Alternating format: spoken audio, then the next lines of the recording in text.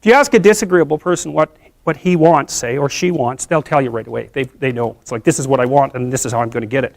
But agreeable people, especially if they're really agreeable, are so agreeable that they often don't even know what they want, because they're so accustomed to living for other people and to finding out what other people want and to trying to make them comfortable and so forth, that it's harder for them to find a sense of their own desires as they move through life. And that's not, look, there's situations where that's advantageous, but it's certainly not advantageous if you're going to try to forge yourself a career. That just doesn't work at all. And so even though on average men and women aren't that much different in terms of their levels of agreeableness by the group, if you go out and you look at the extremes, they're very different. So all of the most agreeable people are women, and all of the most disagreeable people are men. And the thing is, the extremes are often what matter rather than what's in the middle. And so one of the ways that's reflected in society, by the way, is there's way more men in prison. And the best personality predictor of being imprisoned is to be low in agreeableness. It makes you callous. Now you might think, well, what's the opposite of compassion and politeness? And the answer to that is, I think it's best sort of conceptualized as a trading game. So let's say that we're going to play repeated trading games. And if you're very agreeable, then you're going to bargain harder on my behalf than you're going to bargain on your own behalf. Whereas if you're very disagreeable, you're going to do the reverse. You're going to think, I'm in this trading game for me, and you're going to take care of your own interests. Where an agreeable person is going to say, no, at best, at worst, this has to be 50-50, but I'd like to help you every way I can. One of the things you have to be careful of if you're agreeable is not to be exploited, because you'll line up to be exploited. And I think the reason for that is because you're wired to be exploited by infants. And so that just doesn't work so well in that actual world. And one of the things that happens very often in psychotherapy, people come to psychotherapy for multiple reasons, but one of them is they often come because they're too agreeable. And so what they get is so-called assertiveness training, although it's not exactly assertiveness that's being trained. What it is the ability to learn how to negotiate on your own behalf. And one of the things I tell agreeable people, especially if they're conscientious, is say what you think. Tell the truth about what you think. There's going to be things you think that you think are nasty and harsh. And they probably are nasty and harsh. But they're also probably true. And you need to bring those up to the forefront and deliver the message. And it's not straightforward at all, because agreeable people do not like conflict. Not at all. They smooth the water. And you can see why that is in accordance with the hypothesis that I've been putting forward. You don't want conflict around infants. It's too damn dangerous. You don't want fights to break out. You don't want anything to disturb the relative peace. And if you're also more prone to being hurt physically and perhaps emotionally, you also may be loath to engage in the kind of high-intensity conflict that will solve problems in the short term, because it takes a lot of conflict to solve problems in the short term. And if that can spiral up to where it's dangerous, which it can if it gets uncontrolled, it might be safer in the short term to keep the waters smooth and to not delve into those situations where conflict emerges. The problem with that is it's not a very good medium to long-term strategy, right? Because lots of times there are things you have to talk about because they're not going to go away.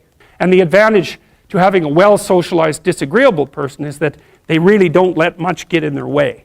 So if you can get a kid who's disagreeable socialized, that person can be quite the creature, because they're very forward-moving in their nature and very difficult to stop. But if you don't get them successfully domesticated, tamed, roughly speaking, by the time they're 4, their peers reject them.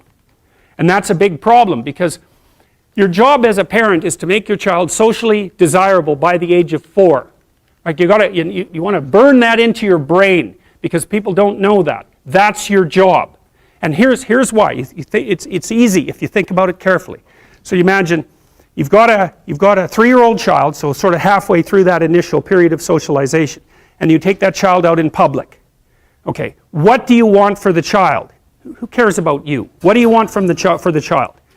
You want the child to be able to interact with other children and adults so that the children are welcoming and smile and want to play with him or her, and so the adults are happy to see the child and treat him or her properly. And if your child's a horrible little monster because you're afraid of disciplining them or you don't know how to do that properly, then what they're going to do is they're going to experience nothing but rejection from other children, and false smiles from other parents and adults. And so then you're throwing the child out there into a world where every single face that they see is either hostile or lying.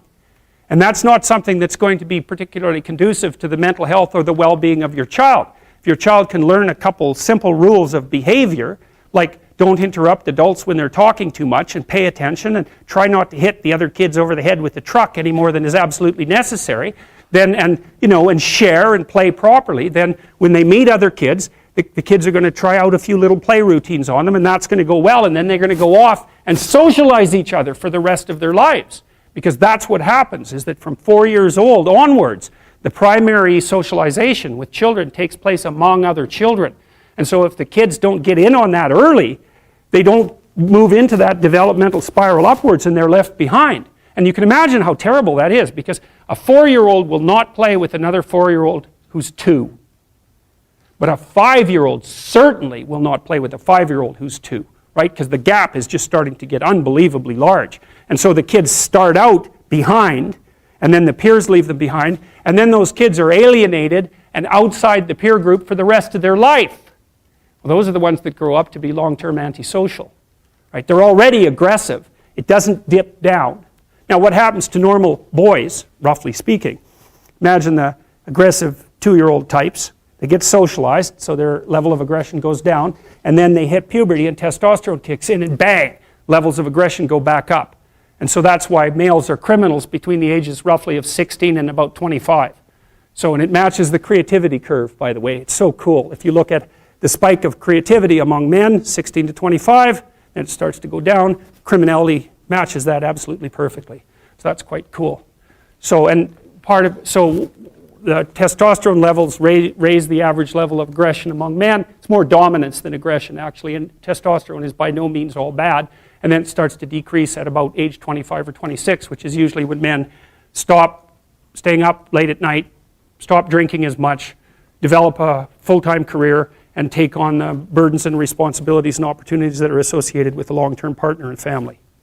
And so, well, so that's the development of what I would call predatory aggression, because I also think that the agreeableness distribution is probably something like predatory aggression versus maternal sympathy.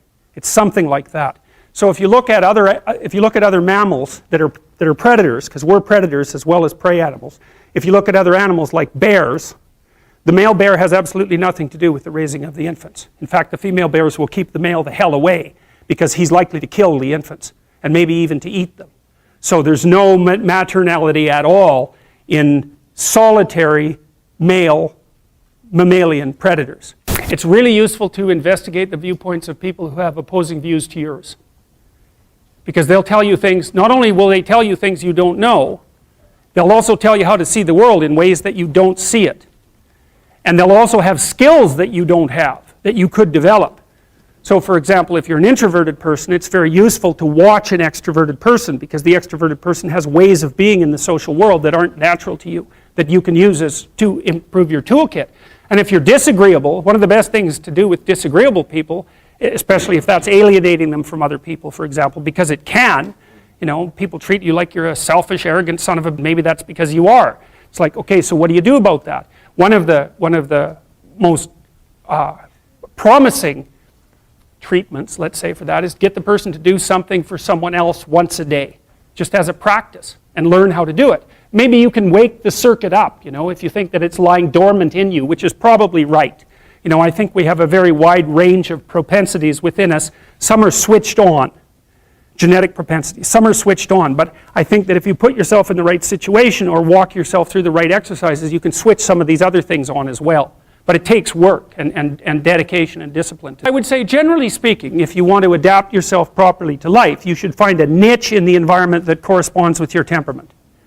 Right? You shouldn't work at cross purposes to your temperament because it's just too damn difficult.